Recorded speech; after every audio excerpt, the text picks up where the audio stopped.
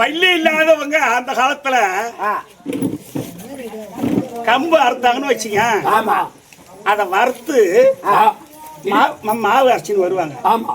அது அவ்வளவு வாசனையா இருக்கும். ஆமா ஆமா ஐயா.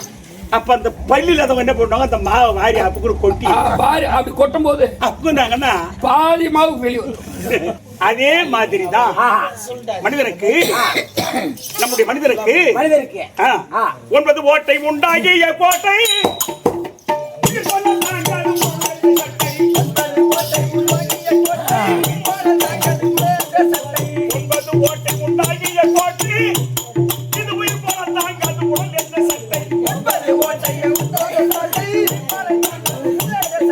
வெள்ள புலன் என்ற ஐந்தான மாட்டை